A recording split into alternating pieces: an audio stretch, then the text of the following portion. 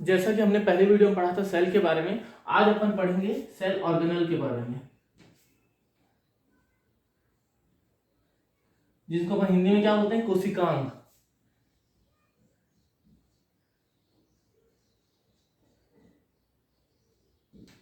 तो हमने पहले वीडियो में डिफरेंशिएट देखा था कि इसमें प्लांट सेल और एनिमल सेल में कि क्या अंतर होता है। तो अब हम देखते हैं कि सबसे पहले मैं बात करता हूं सेल मेम्ब्रेन की।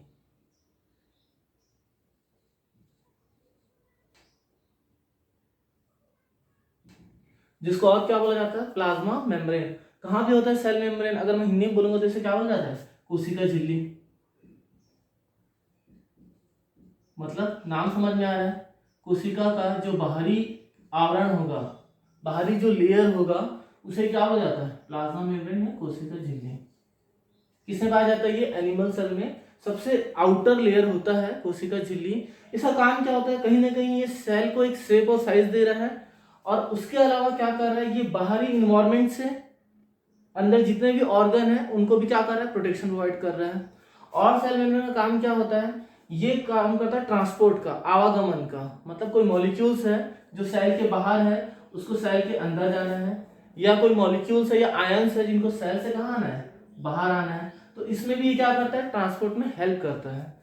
मतलब ये क्या होता है, सेलेक्टिव परमिएबल होता है, सेलेक्टिव परमिएबल। इसको हिंदी में बोला जाता है चयनित झिल्ली। चयनित झिल्ली समझ में आ रहा है? जैसे अपने घर में कोई मेहमान आते हैं, अगर हम उनको जानते हैं तो बोलते हैं ना, आइए नमस्ते अंकल आइए। और अगर हम उनको नहीं जानते, हम पहले पूछते हैं, अच्छा अंकल आप कौन, किससे काम है ना। सेम सेलेक्टिव, अगर वो उस आयंस को जानता है या उसका काम है सेल के अंदर, तभी वो उसे आने देगा। ऐसे हर किसी मॉलिक्यूल्स या आयंस का ट्रांसपोर्ट प्लाज्मा मेम्ब्रेन नहीं करता है, इसलिए हम इसे सेलेक्टिव परमिएबल या चयनित झिल्ली भी कहते हैं, है ना। अगर बात किया जाए कि ये प्लाज्मा मेम्ब्रेन बना किससे होता है, तो ये किससे बना होता है, प्रोटीन और लिपिड का बना होता है। इसे लिपिड बाई लेयर भी कहा जाता है, लिपिड बाई लेयर। मतलब दो लिपिड इसमें काम कर रहे हैं, एक होता है फॉस्फोलिपिड और दूसरा क्या होता है, ग्लाइकोलिपिड। अपन देखेंगे इसका मोज़ेक मॉडल, प्लाज्मा मेम्ब्रेन का हम अलग से पूरा डायग्राम पढ़ेंगे, उसमें देखेंगे कि इसका एक मोज़ेक मॉडल है, उसका काम क्या होता है ना समझे। तो ये क्या था, सेल मेम्ब्रेन किसमें है, एनिमल सेल में सबसे आउटर मोस्ट लेयर है। काम क्या है हमने देख लिया, ठीक। अब हम देखते हैं सेकंड, सेल वॉल। नाम से समझ में आ रहा है, वॉल मतलब क्या होता है, दीवार, है ना। हिंदी में क्या बोलते हैं, जैसे कोशिका भित्ति, क्या बोला जाता है, जैसे कोशिका भित्ति। तो वॉल से समझ में आ रहा है कि बहुत ज्यादा हार्ड या कठोर होगा। किसमें पाया जाता है, प्लांट सेल में। प्लांट सेल में किससे बना होता है ये बना होता है सेलुलोज से। किससे बना होता है, सेलुलोज से। बहुत ज्यादा हार्ड होता है। काम क्या होता है, सीधी बात है, ये भी कहीं ना कहीं जो सेल है, या तो अगर मैं प्लांट की बात कर रहा हूं तो उसको क्या दे रहा है, बाहरी आवरण से बचा रहा है ना, हार्ड पार्टिकल है, और उसको क्या कर रहा है, आंतरिक सहारा दे रहा है ना। और क्या काम होता है कि हमको पता है कि प्लांट में भी न्यूट्रिशन चाहिए, उनको वाटर चाहिए, तो वाटर के ट्रांसपोर्ट में भी हेल्प करता है। मतलब ये जो होता है ये डायरेक्टली परमिएबल होता है, ये सेलेक्टिव नहीं होता। ये कैसा होता है, परमिएबल। तभी जो आयंस है, मॉलिक्यूल्स है, वो आराम से वाटर मॉलिक्यूल्स है, वो आराम से क्या हो सकते हैं, इसमें ट्रांसपोर्ट हो सकते हैं। प्लांट सेल में क्या सिर्फ सेल वॉल होता है, क्या नहीं, इसका जो सबसे आउटर लेयर होता है उसे क्या बोला जाता है, सेल वॉल। और जो उसका इनर लेयर होता है, इसमें और क्या पाया जाता है, इसमें प्लाज्मा मेम्ब्रेन भी पाया जाता है। पर जो सेकेंडरी लेयर होता है उसे हम इसमें क्या बोलते हैं, प्लाज्मा मेम्ब्रेन। प्लाज्मा मेम्ब्रेन बोलते हैं। हमने प्लांट सीधा ऐसा खड़ा है, क्यों, क्योंकि उसको चाहिए ना, सुरक्षा चाहिए, आंतरिक सहारा चाहिए, तो वो कौन दे रहा है, वो दे रहा है उसको सेल वॉल दे रहा है। अब अगर मैं बात करूं यहाँ पे बैक्टीरिया की, या अपन बात करते हैं ब्लू ग्रीन एल्गी की, ब्लू ग्रीन एल्गी की बात करें तो वो किससे बना होता है, वो बना होता है पॉलीसेकेराइड से। पॉलीसेकेराइड से बना होता है। एंड प्रोटीन से बना होता है।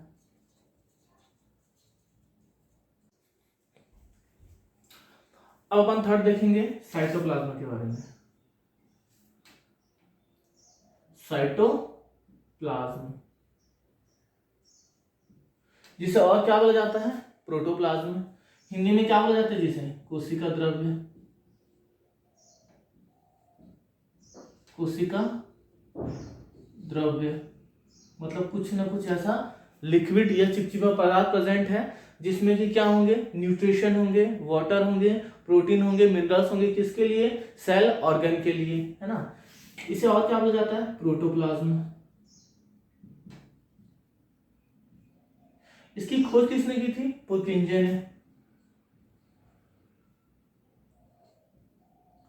अच्छा, कहां पे होता है साइटोप्लाज्म या प्रोटोप्लाज्म, तो जैसा कि हम देखते हैं ये एक सेल है, ये कौन है, ये प्लाज्मा मेम्ब्रेन था, ये क्या था, प्लाज्मा मेम्ब्रेन। और इसके अंदर कौन प्रेजेंट है, केंद्रक, जिसको क्या बोला जाता है, न्यूक्लियस। तो ये जो खाली स्पेस है इसे क्या बोला जाता है, साइटोप्लाज्म या प्रोटोप्लाज्म। साइटोप्लाज्म, साइटो मतलब ही क्या होता है, सेल होता है कि नहीं होता, मतलब सेल का जो खाली स्पेस है जिसमें क्या भरा हुआ है, द्रव्य भरा हुआ है, लिक्विड भरा हुआ है, उसे ही बोला जाता है क्या, साइटोप्लाज्म है। इस साइटोप्लाज्म में और क्या होते हैं, जितने भी सेल ऑर्गन है जिसके बारे में हम आगे पढ़ने वाले हैं वीडियो में, तो वो सारे सेल ऑर्गन भी इसी साइटोप्लाज्म में पाए जाते हैं। तो उनको क्या न्यूट्रिशन की जरूरत होगी, है ना, वाटर की जरूरत होगी, प्रोटीन्स की जरूरत होगी, तो वो कौन दे रहा है, ये कोशिका द्रव्य या ये साइटोप्लाज्म प्रोवाइड कर रहा है। और अगर सारे सेल ऑर्गन ये एक ही कोशिका के अंदर है तो क्या सभी का आपस में क्या होगा, टकराव होगा कि नहीं होगा। तो उससे भी बचाने के लिए क्या होता है कि उसमें क्या डाला जाता है, ये लिक्विड डाला जाता है ना, ये द्रव्य उसमें पाया जाता है। अच्छा, ये भी टू टाइप्स के होंगे, एक होगा साइटोप्लाज्म और दूसरा क्या होगा, न्यूक्लियोप्लाज्म। अच्छा, साइटोप्लाज्म मतलब प्लाज्मा मेम्ब्रेन और केंद्रक के ये जो बीच का ये जो पूरा स्पेस है इसमें जो द्रव्य प्रेजेंट है उसे बोला जाता है साइटोप्लाज्म। आई बात समझ में। और न्यूक्लियोप्लाज्म मतलब न्यूक्लियस के अंदर जो द्रव्य भरा हुआ है, किसके लिए, न्यूक्लियोलस के लिए, क्रोमोसोम के लिए, है ना, उसे अपन क्या बोलते हैं, न्यूक्लियोप्लाज्म बोला जाता है। तो इसमें हम देखेंगे कि 80%, 80 या 89% हमको क्या दिखता है, वाटर का रेशियो दिखता है, और ज्यादा किस में पाया जाएगा, साइटोप्लाज्म में, और उससे कम किस में पाया जाएगा, न्यूक्लियोप्लाज्म में पाया जाएगा। आएगा समझे। अब अपन देखते हैं फोर्थ नंबर में एंडोप्लाज्मिक रेटिकुलम। एंडोप्लाज्मिक रेटिकुलम जिसे हम शॉर्ट में क्या लिख सकते हैं, या लिख सकते हैं, जिसको हिंदी में क्या बोला जाता है, अंतःप्रद्विक जालिका। कहाँ पाया जाता है, देखते हैं अपन। ये कौन है, ये हमने फिर से बनाया, एक सेल बना दिया, सेल के अंदर ये कौन होगा, ये है न्यूक्लियस केंद्रक, और इसके आउटर में कौन प्रेजेंट होगा, अंतःप्रद्विक जालिका पाई जाएगी। इस टाइप का कुछ डायग्राम आपने कभी देखा होगा, ऐसे ट्यूब्यूल्स लाइक स्ट्रक्चर पाए जाते हैं।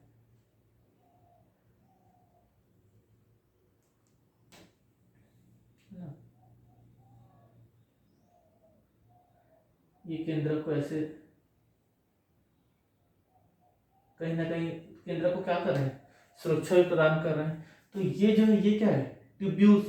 क्यों ट्यूब्यूल्स बोल रहा हूँ, ट्यूब लाइक स्ट्रक्चर है कि नहीं है। क्या होगा, इस ट्यूब्यूल्स के अंदर भी क्या होंगे, द्रव्य प्रेजेंट होंगे, जो कि क्या करेंगे, जो ईआर है ये कहीं ना कहीं जो सेल है उसको आंतरिक सहारा तो दे ही रहा है, और साथ में क्या कर रहा है, ये भी ट्रांसपोर्ट में हेल्प करता है ना।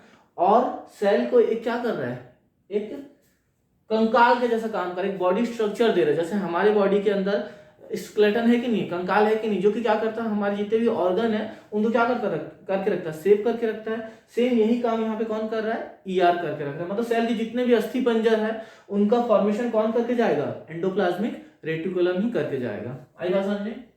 अच्छा, ये भी टू टाइप्स के होंगे। पहला होता है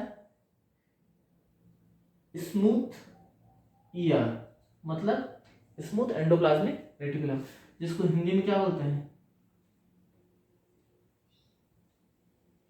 चिकनी एंडोप्लाज्मिक रेटिकुलम, है ना। क्यों चिकनी है, क्यों चिकना अपन उसको बोल रहे हैं, रीजन ये है कि इसका जो बाहरी जो लेयर होगा, बाहरी जो आवरण होता है, अगर अपन इसको ऐसा डायग्राम बनाए, है ना, ईआर का, तो इसका जो ऊपर का जो लेयर होता है वो बहुत ही ज्यादा कैसा था, चिकना होता है। क्यों चिकना होता है, क्योंकि हम देखेंगे उसके आउटर मोस्ट लेयर में कोई भी पदार्थ नहीं पाया जाता है, इसलिए हम उससे क्या बोलेंगे, स्मूथ ईआर या स्मूथ एंडोप्लाज्मिक रेटिकुलम कहा जाता है। वहीं अगर हम दूसरे की बात करेंगे, दूसरे नंबर में कौन आएगा, रफ ईआर, जिसको हो जाता है खुरदुरा, खुरदुरा एंडोप्लाज्मिक रेटिकुलम। क्यों बोल रहा हूं खुरदुरा, क्योंकि अगर मैं इसका डायग्राम देखूंगा एंडोप्लाज्मिक रेटिकुलम का, रफ का, तो क्या दिखाई देगा, अभी क्या दोनों में कोई अंतर दिख रहा है क्या, नहीं, पर अब क्या होगा, इसके आउटर में ऐसे छोटे छोटे डॉट दिखाई देते हैं,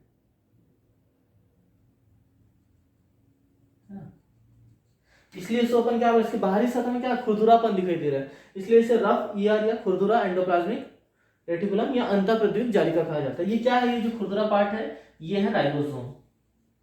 ये क्या होता है, राइबोसोम। और हम आगे पढ़ने वाले, राइबोसोम को क्या बोला जाता है, प्रोटीन की फैक्ट्री बोला जाता है ना। ये प्रोटीन का निर्माण करके जाएगा। और वहीं पे अगर मैं स्मूथ की बात करूंगा, तो ये क्या बना के जाता है, लिपिड या वसा। और हम देखते हैं जो वसा होता है, ऑयल होता है, वो कैसा होता है, चिपचिपा पदार्थ होता है, नहीं होता, चिकना टाइप का होता है, नहीं होता। तो ये है स्मूथ ईआर, और ये क्या होता है, रफ ईआर या एंडोप्लाज्मिक रेटिकुलम। हम देखते हैं कि यही आगे जाके किसका फॉर्मेशन करेगा, गोल्जी बॉडी का भी निर्माण करने वाला है। और ये क्या करता है, ट्रांसपोर्ट में भी हेल्प करता है ना। कैसे में हेल्प कर रहा है, तो देखते हैं, जैसे यहाँ पे बना रहा हूं न्यूक्लियर मेम्ब्रेन,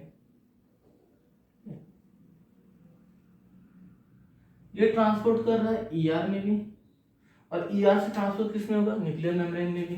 अगर अपन ईआर से बात करें, तो क्या ये सेल मेम्ब्रेन में भी ट्रांसपोर्ट करेगा, है ना। और सेल मेम्ब्रेन से ईआर में, और ईआर से किस में ट्रांसफर होगा, सेल मेम्ब्रेन में भी। अब अगर अपन बात करें यहाँ पे किसकी, गोल्जी बॉडी की, गोल्जी बॉडी, तो गोल्जी बॉडी से भी ट्रांसफर हो रहा है, और ईआर से किस में ट्रांसफर हो रहा है, गोल्जी बॉडी में। और हम जानते हैं कि गोल्जी बॉडी से किसका फॉर्मेशन होता है, लाइसोसोम का। मतलब ये पूरे सेल के आंतरिक ट्रांसपोर्ट हम बोलते हैं, इनर ट्रांसपोर्ट सिस्टम बोल सकते हैं किसको, ईआर को। ईआर का काम होता है सेल के अंदर या इनर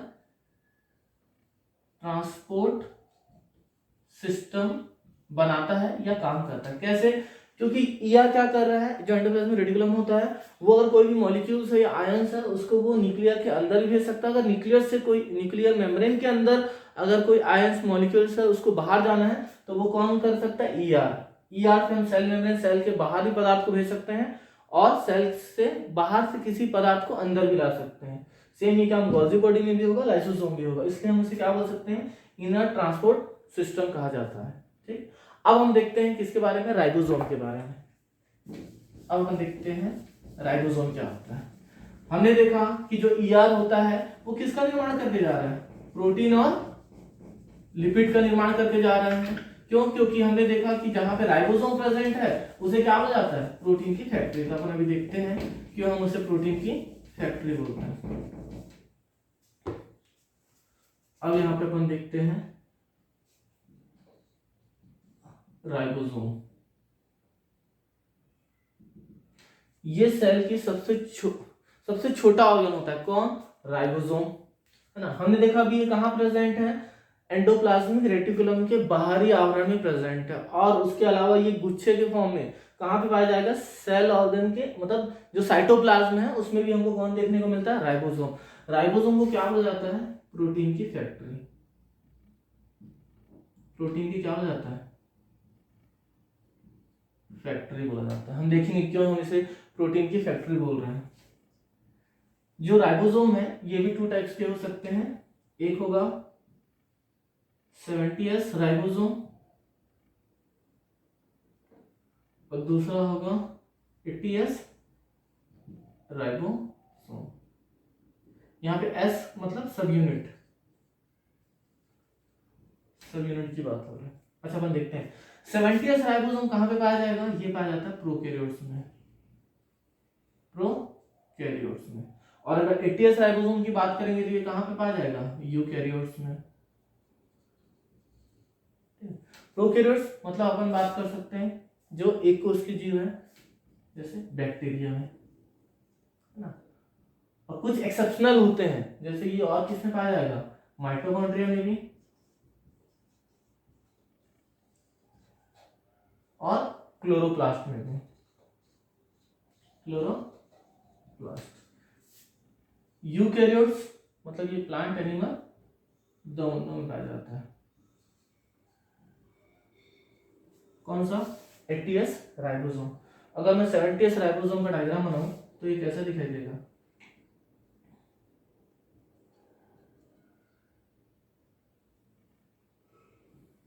इसमें दो सब यूनिट्स होंगे, एक होगा 30s, है ना, जो कैसा है स्मॉल सब यूनिट है, स्मॉल यूनिट लिख देता हूं मैं यहाँ पे, है ना। और एक कितना होगा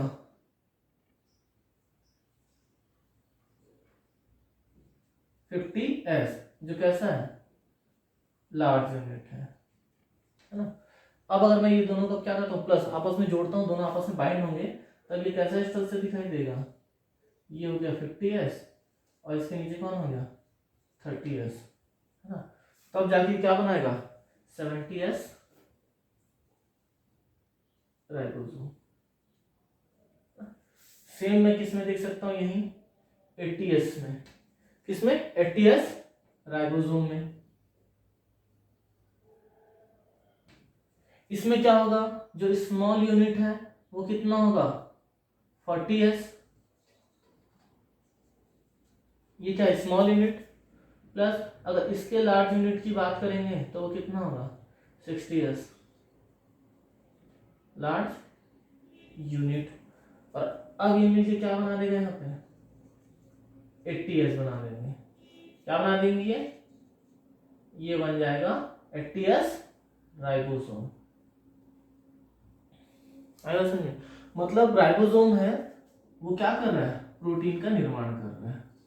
और यहाँ पे आपको एक श्रृंखला दिखाई देगी अमाइनो एसिड की, पॉलीपेप्टाइड जिसको चैन बोलते हैं अपन, ये क्या है पॉलीपेप्टाइड चैन, जो किसका निर्माण कर रहा है प्रोटीन का निर्माण कर रहा है, जो किसका निर्माण कर रहा है प्रोटीन का निर्माण कर रहा है। इसलिए हम इसे क्या बोलते हैं प्रोटीन की फैक्ट्री बोलते हैं। ठीक, अब जो आगे जितने भी ऑर्गन है वो हम पढ़ेंगे नेक्स्ट वीडियो में, ठीक है।